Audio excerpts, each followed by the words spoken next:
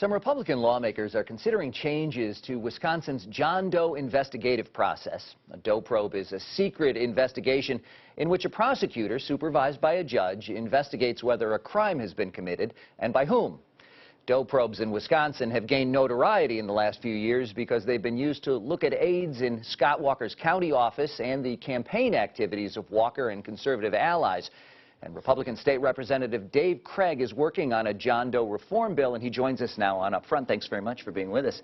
Yeah, thanks for Let me ask you, first of all, why you want to do this. Why is this necessary? It's necessary because what we've seen, and this is aside from the well-publicized John Doe that's going on right now, we need to make sure that the items that have come to light, what we think are potential abuses that can be levied through the current John Doe statute, virtually unchecked power by a prosecutor in coordination possibly with a judge. We need to make sure that people's First Amendment and Fourth Amendment rights are protected.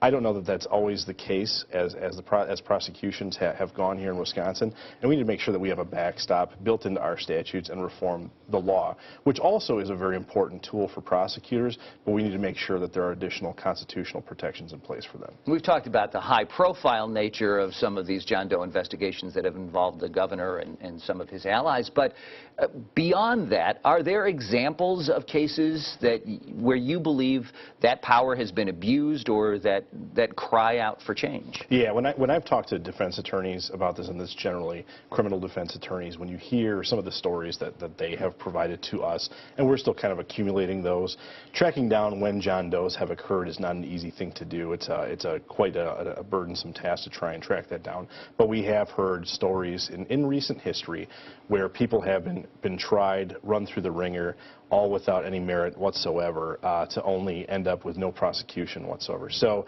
these are real stories of people that have had their constitutional rights really abridged and abused, and we need to make sure that that doesn't happen in the future. Prosecutors, though, will say that this is a valuable investigative tool. Do you not buy that? And if they're right, aren't you taking away a tool in their toolkit to prosecute those who may be guilty of crimes? Yeah, and I think the knee-jerk reaction is to just abolish the John Doe law. And in fact, Wisconsin is an island unto itself when it comes to John Doe statutes. Virtually every other state uses a grand jury statute. We have a grand jury statute currently in place in Wisconsin that is virtually never used, hasn't been used for years and years.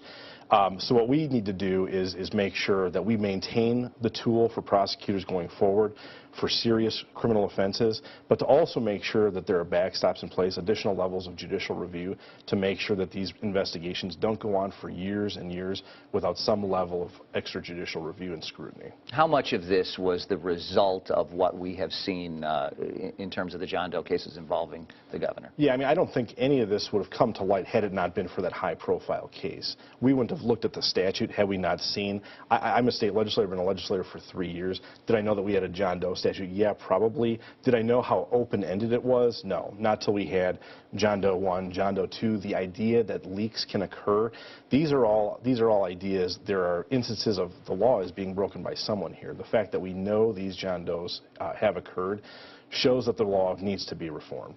So you're saying you didn't know about a lot of this until that came to light. That's certainly the case with the general public, that this is what they associate John Doe investigations with.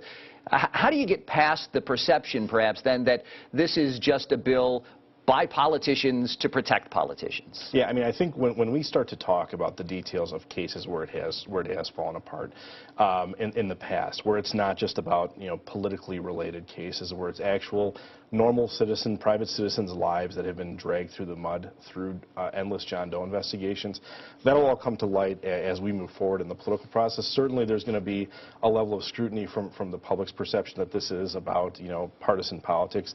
I think at the end of the day, we're going to have bipartisan support for this bill, and it's not because it's politicians protecting politicians. It's about putting additional layers of due process into a statute that severely needs it. So bipartisan support is what you're predicting? You think this will pass and will pass quickly? I think so. I think we'll have the votes in both bodies for it. I'm not sure exactly what that law is going to look like, but I think we're going to have a good turnout for it. Representative Dave Craig, thanks very much for spending some of your day with us. We appreciate your time. Thanks for having me. Next, big changes at the state's biggest newspaper. And remember, you can weigh in on this and other political stories by liking and sharing Up Front on Facebook.